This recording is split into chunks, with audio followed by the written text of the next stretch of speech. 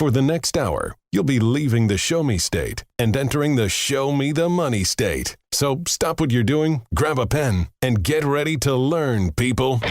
Because you're tuned to the Ozarks' #1 show about your money. Randy Floyd, founder of Floyd Financial Group, will be your guide for straight talk about living the life you deserve in retirement. Prepare to be empowered. Now, here's your Show Me the Money host, Randy Floyd.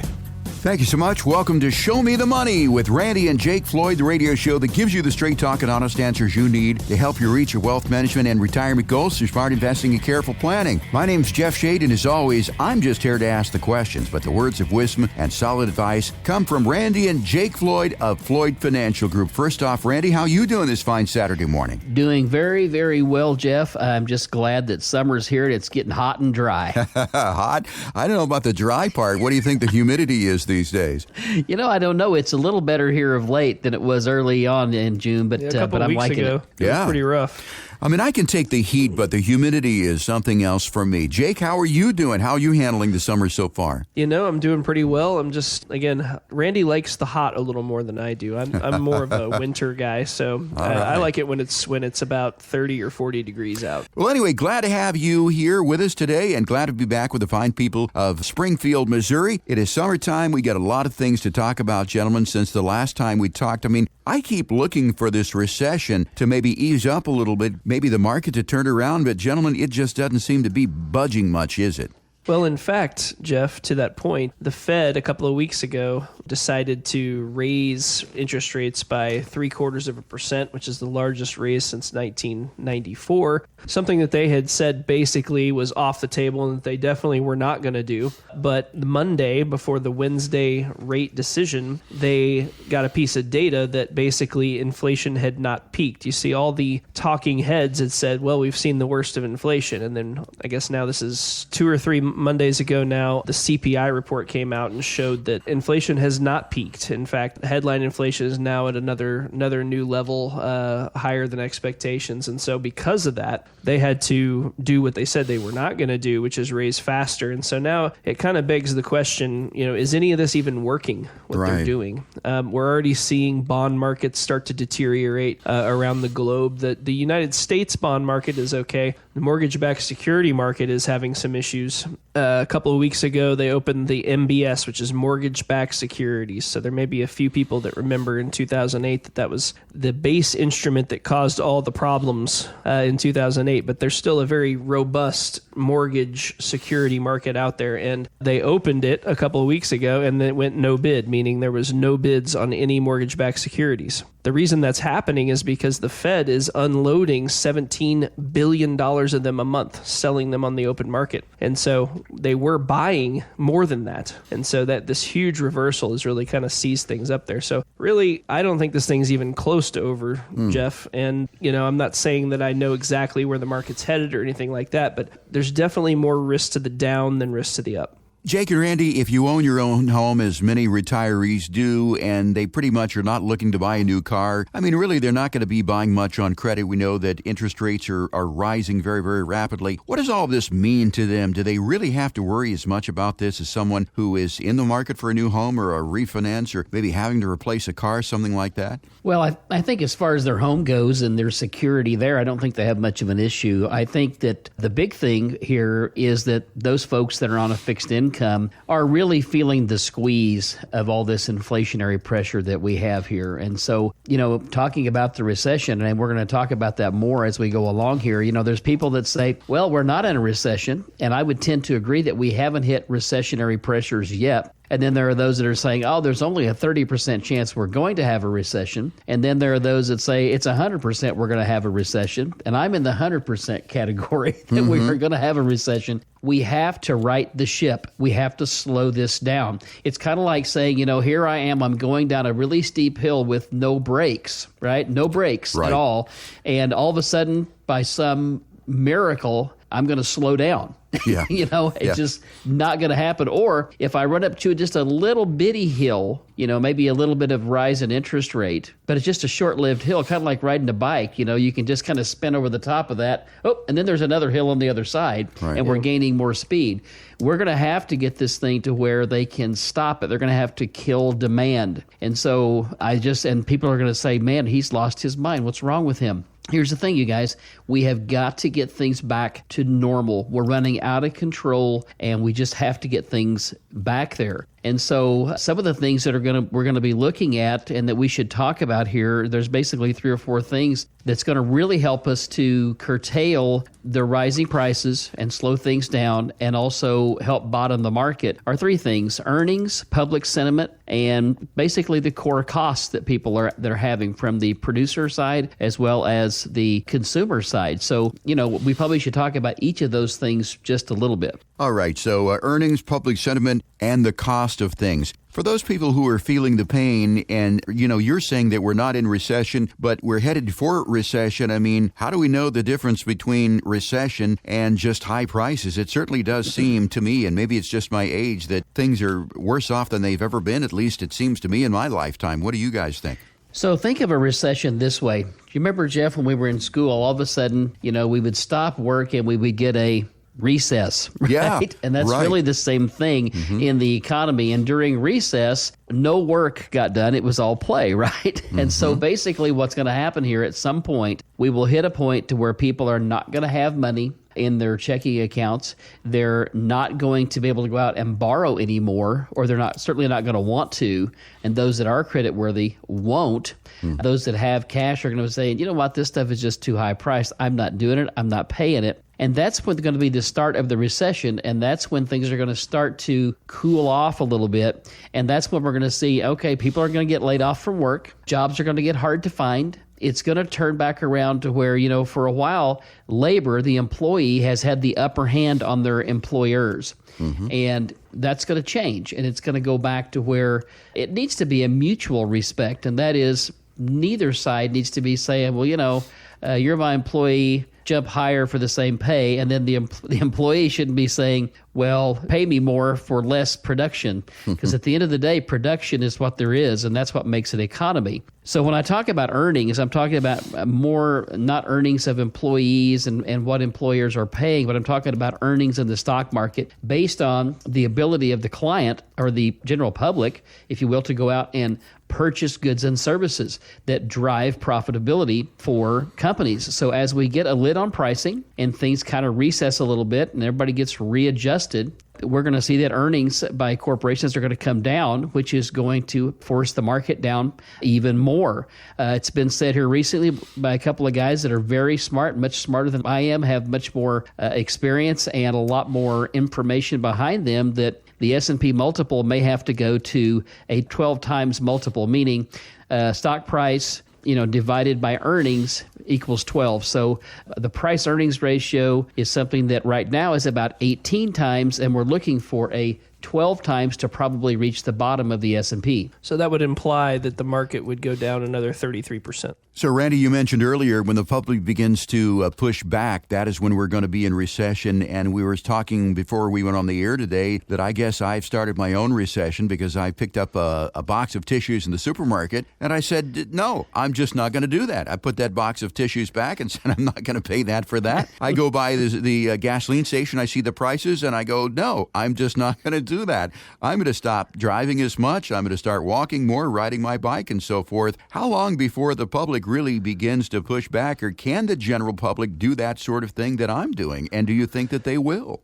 I think, Jeff, that's exactly how inflation causes a recession. Is a lot of people are like, well, what difference does it make from a recession standpoint if prices go higher? And that is the exact, that's it right there. You hit the nail on the head. People will choose less expensive, less profitable for companies options. And after a certain amount of that has happened, then the cycle will reverse itself. And so you're exactly right. That's exactly how it works. And, we're starting to see some of that. But the problem is that supply of everything is so constrained. So take the housing market, for example. I know we talk about the housing market a lot on here, but it's just such a huge asset market. housing sales really have not taken a big hit yet. And the reason for that is because supply is so short that we haven't noticed the lack of demand yet.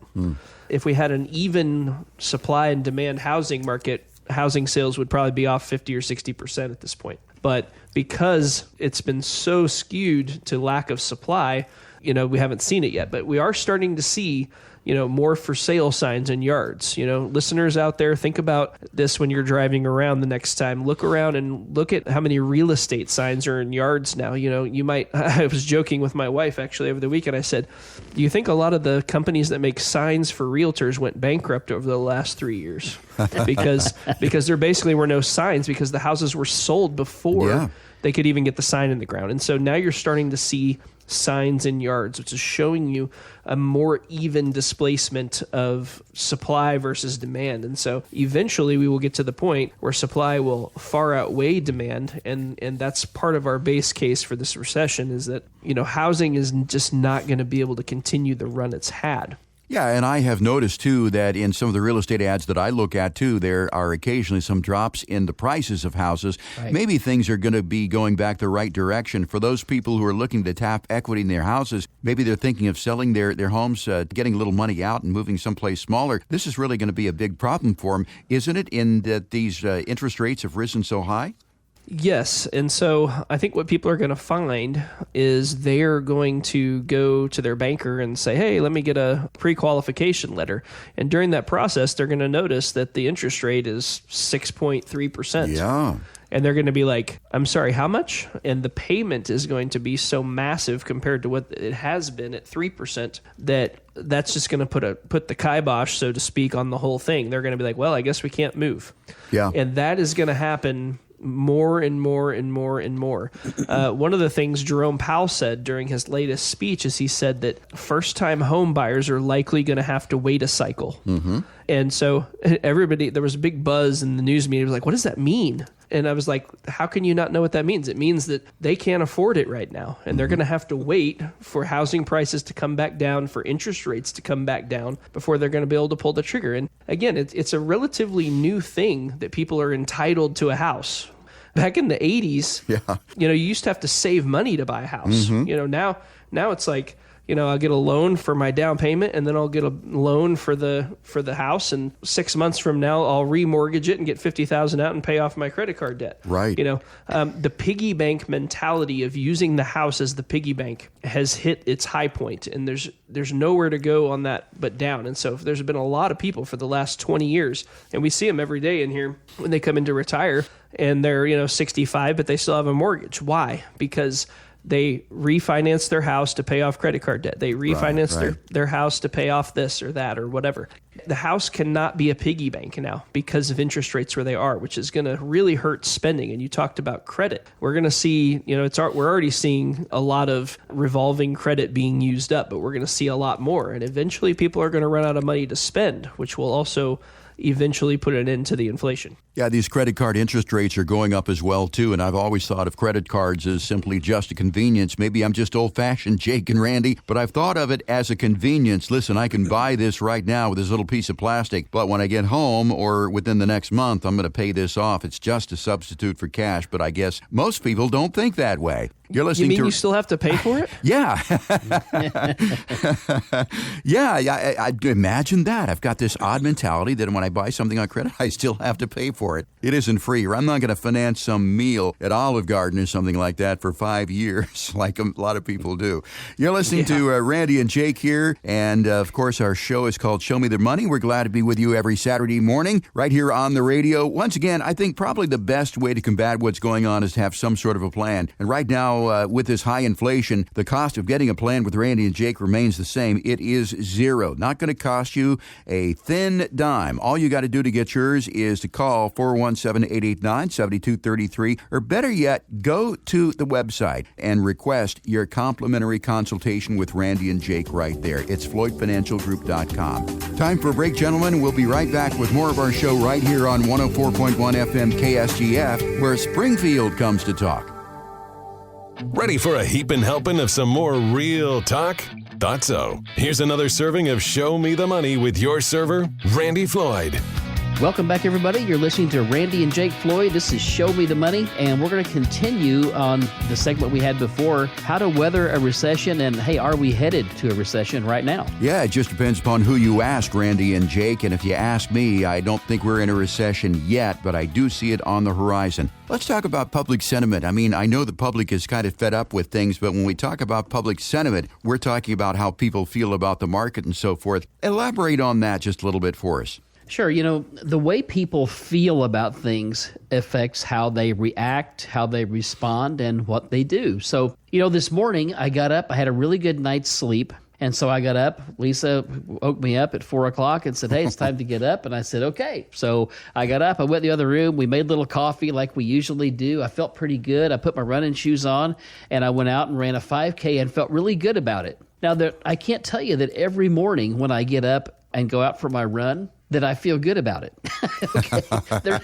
There's days that I don't feel so good about it, and I'm like, do I really have to do this? Of course, I'm always glad I do after I did. Yeah. But anyway, the public sentiment part of this is people today are starting to feel pressure from gas prices, from food prices, and like you said, they're starting to make decisions that they haven't made for some people, maybe ever, where they have to say, you know what? I'm not sure I want to pay that price for that. And as Jake had alluded to earlier, that's the beginning of the slowdown and the recess of the economy, if you will. So public sentiment has always been a big factor in what people do and how they invest and how they feel about things. I mean, let's face it, if you think you're going to lose your money, how much do you want to invest? Yeah. Not very much, not very right? much, yeah. So if your public sentiment, and we know it's low right now because people are feeling all of this pressure. The other thing that after public sentiment we have to look at, is what's really driving the cost of goods here. Again, Jake alluded to that earlier. It's that the supply chain is short. We can't really depend on anything. People are a little nervous about, hey, am I going to be able to buy food next week? Am I going to be able to afford to buy food next week? Or is there going to be anything on the shelf? It's what's starting to really come down the pike for people. So when we look at, the costs, the core costs that are driving inflation, which will ultimately lead to the recession we're going to have, when we look at the producer price index versus the consumer price index, the consumer price index is what we're actually paying at the retail center with certain things thrown out like food and energy most of the time, which really is kind of crazy to me because that's the big driver right now. Right. But the producer price index is really the thing that really ultimately drives prices and is probably more accurate. So as we look at those reports, I like to watch the producer price index because it tells me what is it really costing, how much more is it costing to produce things, and of course that's going to be a leading indicator to the CPI, the consumer price index, because everything has to filter through the system. But earnings, public sentiment, and core costs, those are the things right now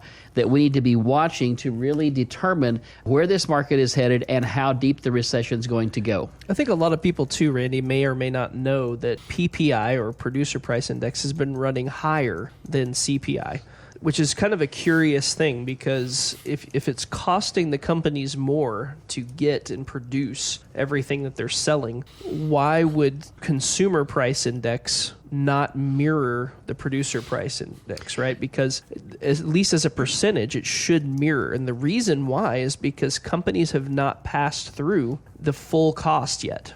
And so that would suggest that there's more room for CPI to get up to the level where PPI is, right? Because if it's costing more for Walmart to acquire something as a percentage, we know, or not everybody knows, but Walmart looks at a 27% gross margin on their products. So the way they price their products is on average, if it costs them $1, they have a $1.27 price on the item. And so if that's the case, when Walmart and these other consumer items type stores actually price the product through, it should make CPI go up, and the last PPI reading was like 10.8 or something like that, and so CPI is only at 8.6, so that would suggest that we still have a ways to go. And the reason why it hasn't got there yet is because everybody's assuming this is going to be really short-lived, and we don't really know that yet. It could be. I'm not saying it can't be. I'm just saying I think the error is to the underestimation of a lot of these problems right now. Right. And here's what that really goes right back to, Jake and Jeff, is this. that's going to start to affect corporate earnings. Oh, yeah. And as corporate earnings start to go down, that's going to start to be reflected in stock price. And so, I mean, this all ties together, and it all looks and seems very complex. But at the bottom end of it all, it's supply and demand, right? Yeah, It's yeah. really what it And gets. it's how much I paid for it versus how much I sold it for. And what will happen is as there's pressure on those earnings, Randy, they will start to raise prices to make their earnings what they ought to be. Right. Which does what? Creates more inflation, which hurts demand more. And so it's just it's this spiral. And like Randy alluded to earlier in the show, the only way out of this is through it. The only way to fix it is to break it. It has to go ahead and run its course. And when it does, we'll be much healthier for it. That's right. And the other side of this, there's going to be a lot of opportunity. But we need to not lose all our money in the meantime. Yep. As one guy said, if you're going through hell, keep going. Hopefully there's heaven on the other side of this hill over here. right. I can see That's some right. sunshine over there, but I got to get there first. You got to. That's exactly right. Yeah, maybe you just have to, trog through all of this mud in order to get to drier pastures over there. Now, when I just said no to these facial tissues and I put those things back, I was thinking to myself, does it really cost double to make these facial tissues? I mean, they were $2.99 for a little tiny box there, and they used to be $1.50, and that wasn't that long ago. They were $1.50. And then I started looking at the food, and I said, well, I'm not even going to pay that. Tell you what, I am going to just stick my feet right here in the sand. I'm going to draw a line. I'm not even going to eat as much. If everybody did that, what would happen if the public just rebelled and said no to all of this? We're just not going to pay it. What would happen to the economy? What would happen to the markets? Well, that's called a recession.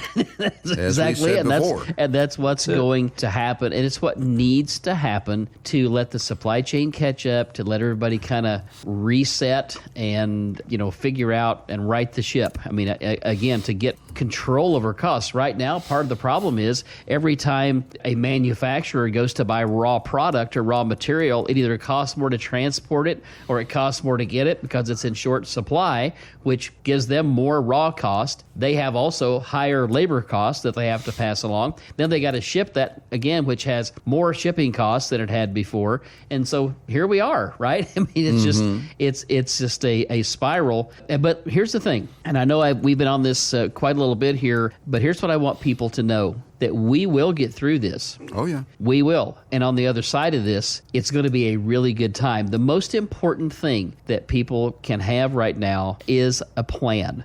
Something that you've thought through, or somebody has, maybe your financial advisor. Many times what people do inside their 401ks, and it's not that they're wrong or dumb or anything like that, 401k plans are notoriously shallow in options for investing. So I would say something like we see probably 60%, maybe 70% of all the 401k funds we see come through here are in what's called target date funds, which means, hey, I'm going to retire in 2030. So I just put my 100% of my money in there in that 2030 fund, and I let Fidelity or somebody else like that manage it. The problem is there's a little issue and a little problem with how those funds were structured because they are structured based on historical knowledge over the last 40 years when we were in a declining interest rate environment. Today, we're in an increasing interest rate environment, and things are much different. So people, if they haven't looked at their situation, if they'd like to get some insight into how they're invested,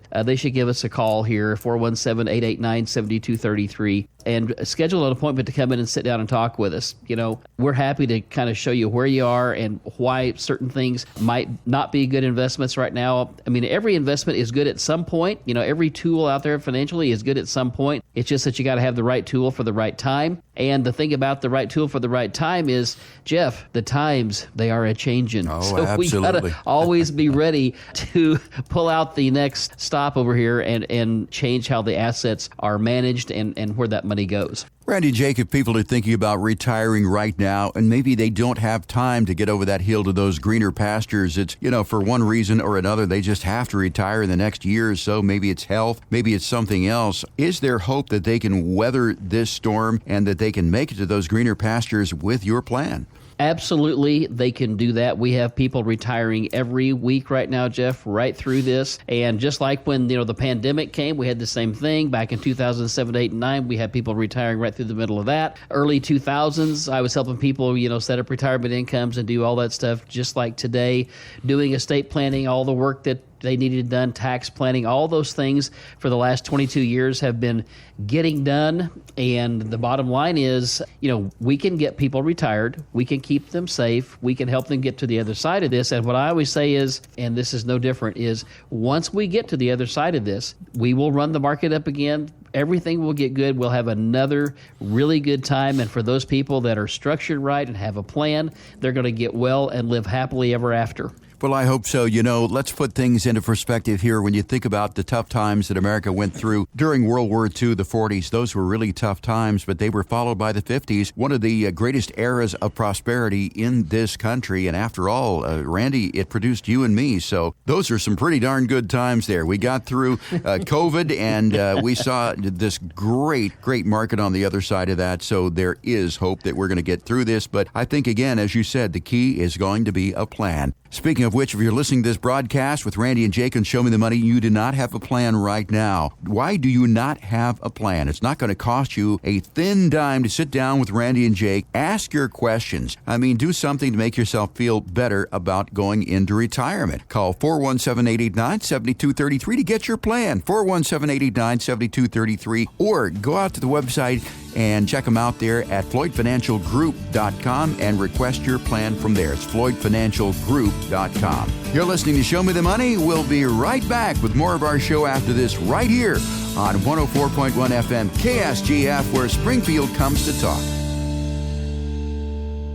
Ready to climb a mountain of financial know-how? Good.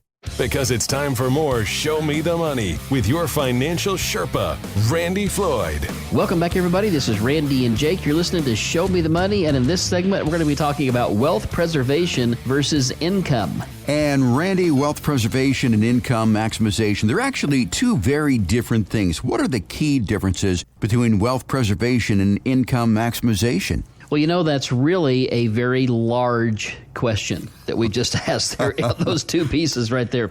So we're gonna hit it at face value here in the beginning, and then we're gonna drill down just a little bit. So there's a lot of ways out there to preserve wealth. One way to preserve wealth during a recession and during a big stock market decline, there's a couple of ways to do it. You could take all your money and you could put it where we think the market's going to go down, and you can bet inversely against the market, which I would not recommend to people as a rule. You can also take all your money and put it in cash, and people say, well, hey, now, wait a minute. If inflation's 10 and I have it in cash, I'm negative 10 for a year, right? Mm-hmm. Yeah, that would be true, but it might be better than negative 30 for a year. So when we start looking at all the different angles on this, and people say, well, what about income? Well, sometimes, it's hard to find good, solid sources of income that you might not dip into your principal on. I don't know if you remember the movie Little Big Man or not. Oh, yeah. You remember that movie? Mm-hmm. And many of the people listening might remember Dustin Hoffman was in that movie. He was back in like the 1850s or 60s, probably somewhere through there. And he was talking about, he was a white guy, but he had been raised through some Native Americans, some Indian tribe there. And one of the things that happened was after Custer's last stand and all that sort of thing, they formed the reservations, and they said that the land there would be theirs for as long as grass grow and as long as rain falls and sun shines, right, and stuff like that. And then he said, but sometimes the grass don't grow, the sun don't shine, and the rain doesn't fall, right? Mm-hmm. And so we kind of end up in that situation once in a while when we find ourselves looking at markets and interest rates and how to really preserve and produce income. So one of the things I want to point out to people, there's a lot of folks out there today that are using annuity contracts to produce income. So let's talk a little bit about how those work, because I think that's probably one of the big topics that I'm hearing more and more out there. Now, the bond market, the bond is where we own the debt of a company, and that company says, hey, give me your money, for a period of time. We'll pay you an interest rate, and at the end, we give your money back. So right now, if we look at really high-quality investment-grade bonds, we're probably in the 2.5% yield range, something like that is where we are on those. Might be slightly more because they've had some price erosion, which pushes the yield up, but that's probably about where we are.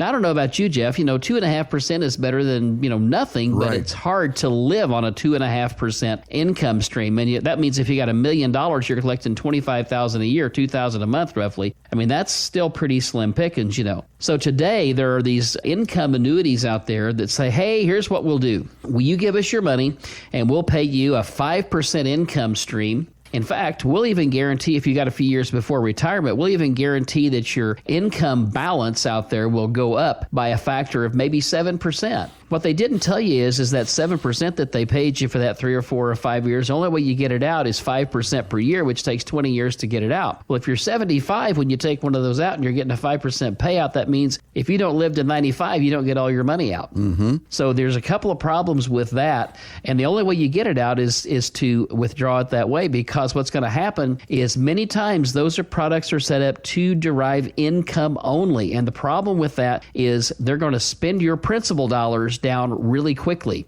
And you're going to wind up after just a few years having not much death benefit for your family unless you buy a rider to prop that up a little bit, which costs you more money, which soon depletes your balance more. It's kind of a smoke and mirrors thing. They say, okay, we're going to give you this fictitious inflated number to pull income off of. You can take it out at 5% per year, which means you can get it out over 20 years. But other than that, you're probably going to end up with a greatly depleted balance inside that annuity contract for death, or if you just want to walk with the money. The other side of that, there are annuities that are more inclined to give us upside potential. And what I mean by upside potential is to help us with wealth accumulation. And then as we accumulate wealth, guess what we can do, Jeff? We can take income out of that wealth accumulation that we've had, and we can have more flexibility, not just the one income stream type thing. So wealth preservation is one of those things to where, we want to be invested commensurate with what our risk tolerance is, the amount of up and down risk we can stand. Also, we need to look at the income requirements and things that we need as we go through retirement and build a portfolio that revolves around that. And like I said, there's days that the sun don't shine and the grass don't grow, and that sort of thing. And we have to work through those, so we have to build that into any plan that we build for wealth preservation. The reason I'm going through this just a little bit, many times people get, I don't know what the good term is, misled, or they don't understand that if all you're focused on is income, you're probably going to end up with the short end of the stick. Think of it this way. When you go in to buy a car, what's the first thing they ask you? Well, what kind of payment can you afford? Yeah. A little trick. They don't ask you, trick question, right? So the income play through an annuity contract, if it's purely income, is very similar. Well, how much income do you need? And so they're going to try to find, and then they locate how much money it's going to take to supply that income, if you have enough, and then they're going to just focus on the income side of things and not worry too much about what your wealth looks like and how quickly you may be spending your actual nest egg down. When you come to Floyd Financial Group, what we're really looking to do is say, hey, how can we build you a plan here using all asset classes? Do we use annuity contracts here? Yes, we do, but there's only about 3 in the world that we use, 4 once in a while, and it's because the client gets a fair shake with the ones that we use here. Now, I'm not saying there's not other companies that give a fair shake, and I'm not going to name any names. I'm just telling you that I've been doing this 22 years. I have seen all these companies come and go, all the different products that they make, and so what we have found is we found the sweet spot where the client wins, the company wins, and when we have that double win, that's something that's sustainable and lasts. And what we want people to do is not have to spend their nest egg down. Most times when people come in here, what do they want to do? They want to have income to live on. They want to be happy through their life in their retirement. But guess what else they want to do, Jeff? They want to leave something to their family. Mm-hmm. If you aren't careful, you will get hooked in looking at just this income piece, and there won't be anything for the family. And that's really one of the main differences between how we build a wealth preservation strategy with income versus just focusing solely on income. We're talking with Randy and Jake here of Floyd Financial Group about knowing the difference between wealth preservation and income. Randy, you talked about annuities there, and when I think of annuities, I think of safe money. And I know that annuities come from insurance companies. What's going on in the market right now, what's going on in the economy and the world, are insurance companies as affected by that as other places that you can go to keep your money safe? You're exactly right that they are not as affected by that. So let's talk about two things before I move on and really answer that question. Number one, an annuity is one vehicle that we use. We can use bonds when the time is right, and will use bonds when the time is right. We will also use stocks, dividend-paying stocks, things of that nature. We could use any asset class out there, but that just kind of gets me on that sometimes when people just really get focused on income and they're not really focused on wealth preservation. But to answer your question, are insurance companies affected less than the market and less than, I would say, general investments, and in this case, the bond market? The answer to that question is yes, because insurance companies, they're corporations for the most part, and there's some fraternal organizations out there, but most of them, they don't have a life expectancy. You and I, Jeff, we have a termination point. Mm-hmm. We're not going to be here. So the other thing is when we go out and we buy a bond based on our life expectancy or based on a 5 or a 10 or a 20 or a 30-year duration, if we ever need more than just the income that it produces, the dividend or the interest, if you will, we have to cash that in to get access to more than just that interest payment.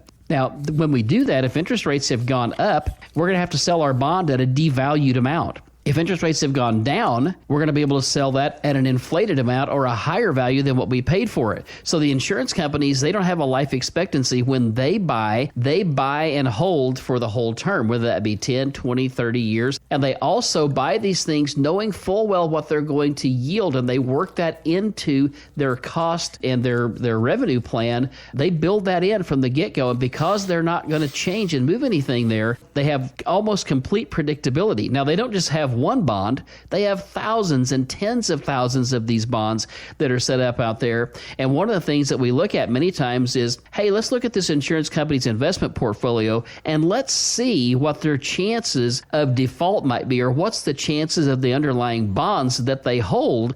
What's the chances of those being in default? And many times we see it's less than 0.1%. So, I mean, you're talking about a very, very stable situation. Plus, they have other safety valves involved, the Missouri State Guarantee Association, as well as, insurance companies. They really, really are, I should say, a really cohesive group. They know that what makes insurance of any kind work is the fact that the general public has faith that they will do what they say that they will do. The moment that faith is breached, the insurance company's out of business, and therefore all of those guys know that they need to go very strongly together, do what they say, and they do. And that's the one thing I love about insurance companies, and I hate about insurance companies. They'll always do exactly what they say and not one thing more. But that's good, right? Yeah, I think that's great.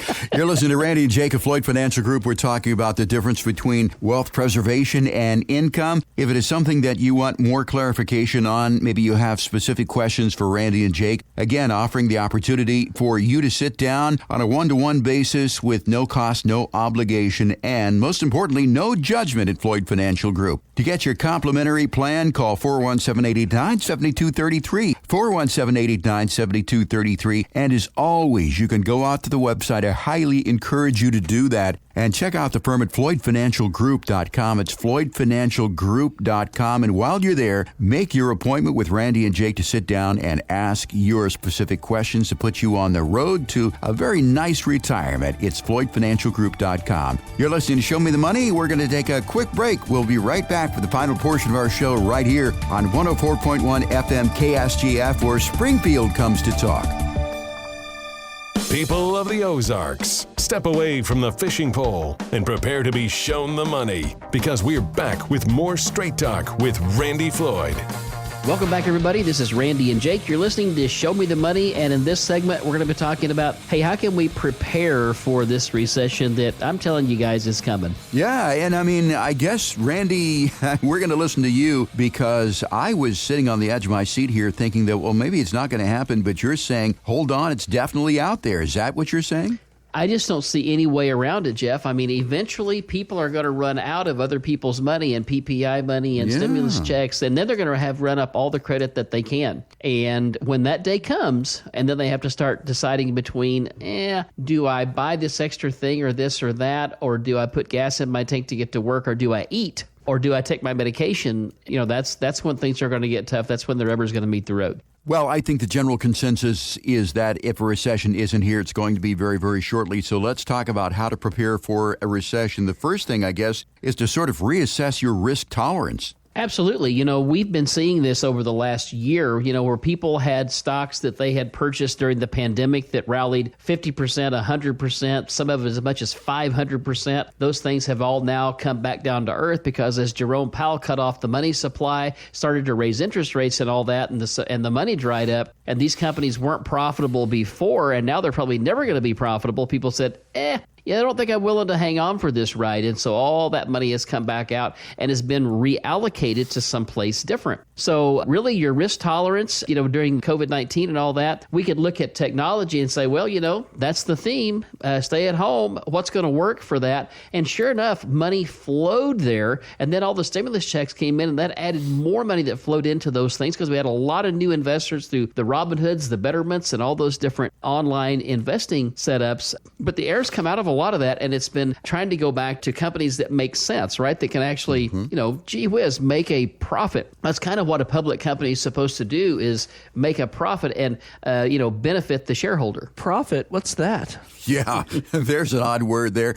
Something else that I have done is I have reassessed my budget. I've really taken a look at what I'm spending money on, and I'm really quite surprised. I mean, I've heard about this app, and I think it's called Truebill or something like that can tell you the subscriptions. How many people have subscriptions out there to streaming services and things that they don't actually use? Yeah, I would say that probably almost everybody has something like that, especially if you have a smartphone. It's likely that you're signed up for even some small things. So it's not just like streaming services. It's going to be all kinds of different things where you signed up for $14.99 a month for some insurance for a TV you bought, right. Or your Apple iCloud subscription that you have way more storage than you need. And these things accumulate over 10 or 15 years. If you really go through it and you look at what your subscriptions are costing you, you might be surprised. And it might be a way to come up with another tank of gas a month, if you're able to, get rid of a lot of this fluff, or even if it's just 10 or 15, 20 bucks a month that you're paying that you don't need to be paying.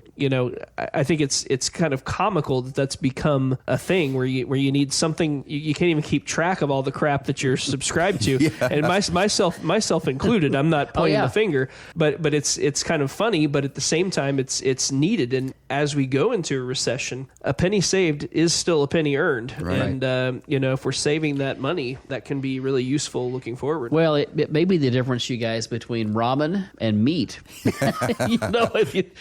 ramen and Kraft mac and cheese, at least. There you go. So, we laugh about it now, but really it's true. There's just a lot of stuff I know when you say, reassess your budget and really look at what you're spending. Yeah, and the other thing is too, and I'm not picking on anybody, I've done it myself, and I have things that I do that people will go, well, that's ridiculous. Why would you do that? But if you think about it, if you just cut out one Starbucks a week, it's probably $50 to $60 a month. Oh, yeah. Easily, because a cup of coffee at Starbucks, still, if I want coffee, I'll get it for $1 someplace or go through, I'll get a gas station because I'm not a coffee connoisseur, but to spend $5-6 on a cup of coffee at Starbucks is not uncommon at all. We're talking about ways that you can prepare for a recession, and one of them is to take a look at some of the streaming services and some of the things that you have taken out of your checking account on a monthly basis, and there's an app for that called Truebill, and it'll help you identify what those things are. Another thing, I think really, and this goes back to really the basics, it's just to have a plan that will account for these things going up in price, a plan that will account for what if we go into a recession. Right, absolutely. And Jeff, I know that to a lot of the people that are listening to this show, we're absolutely talking to the choir. Right, here, we're preaching to the choir. We are. And what I mean by that is we have people that come in here again and again and again and again, day in and day out, that have saved, they've worked a plan, they've raised a family, they've paid off a house or two, they've saved lots of money. And so we don't mean to discount anything that people have done. I will just say this, though, that retirement is one of those things that most people only do one time. We do it for people around here 5, 6, 7 gusts of maybe 10 times a week sometimes, where, we're just really aware of what's available, maybe have a little bit more of an in-depth perception of what's going on, and, how to apply those things to really put the finishing touches on people's retirement and help them really live out those days they've looked forward to for maybe 30, 40, sometimes 50 years. And we just consider it an honor to be able to help them and put them in a position where they don't have to look back over their shoulder, and they know that we've got their back and we're helping them, to live the best retirement possible. The theme of our show today with Randy and Jake here on Show Me the Money has been protecting what you've built now and for the future. And if we wrap things up here, I guess it all comes down to that plan. If you've got a plan, you can withstand almost any financial storm. So let's talk about that plan. We talk about it all the time, gentlemen. People either going to FloydFinancialGroup.com requesting that plan or calling 417-889-7233. I don't think there's ever been a better time than now to have a comprehensive plan. Randy and Jake, when somebody comes in to ask for that plan, they sit down with you. Some people consider it to be intimidating or it's scary or you're going to judge people, but really that couldn't be further from the truth. Yeah, I'm a scary hillbilly from Bradleyville, Missouri. But anyway, it's true. We're just like everybody else, and people should not be intimidated at all to come in and sit down with us. Really what we're interested in when people come in is really we don't have any expectations other than we want to get to know those folks, find out what's important to them. And then from there, we may talk about how we can lend some help and some advice on, getting them set up for retirement, or maybe they're not ready to retire yet. Maybe they're in their last 5 years and they're saying, hey, I just want to come in and make sure I'm good. And I want to make sure I get the finishing touches put on this just right. Depending on where you are, it's a little different scenario. But the long and the short of it is we keep it really relaxed. This is the no-tie zone. I grew up in the 80s in business in the 80s and 90s when everybody went to the office and it was a fashion show and everybody looked at the label inside your coat. They said, why aren't you wearing a Tabasco tie today that was $50 back, 25 years ago? Yeah. Or why aren't you wearing why aren't you wearing a Brooks Brothers shirt? Or in that day, when I lived in Kansas City back then, it was Jack Henry was a really good shirt up there. Right. We paid $100 for white shirts. Oh my gosh. In the 80s. Oh. Are you kidding me? That's crazy. So, it's just, again, I tell people we're in the no tie zone here now. In fact, if you come here on a Friday, you're going to find me in jeans and a t-shirt, which I figure is what most people like to wear anyway. So I get to wear it one day a week. But we just want to learn about people. We go through the 5-step process. That's discovery, analysis, planning, implementation, and then, monitoring the plan. And certainly by no means do we expect when people walk in here to say, okay, Randy, here's all of our money, tell us what to do. What we want to do is build a relationship, build a friendship, out of this whole thing, and then, help people to get where they want to go. Well, I'm going to tell you a little secret, Randy. I have white shirts still from the 80s, and I still wear them because I still fit into them, and a good white shirt is good for 40 years. So anyway, that's the way that I have protected my wealth, if you want to consider that I have any wealth at all. You're listening to Randy Jake of Floyd Financial Group, and once again, the whole key here is to have a plan. You wouldn't get in your car and head out on a trip without having some sort of a road map or at least a GPS. Why would you head into this important journey called retirement without one as well? Get your plan by calling 417-889-7233, 417-889-7233, or better yet, go out to the website and request your complimentary, no-cost, no obligation, no judgment retirement plan. FloydFinancialGroup.com. Thank you so much, Randy and Jake, for joining us here on this Saturday morning. I want to thank the fine people here of the last bastion of sanity, Springfield, Missouri, as well. For Randy and Jake, I'm Jeff Shade. Get out, have a great weekend in this great part of the country that we live in. We'll talk again next week with another edition of Show Me the Money right here on 104.1 FM KSGF, where Springfield comes to talk.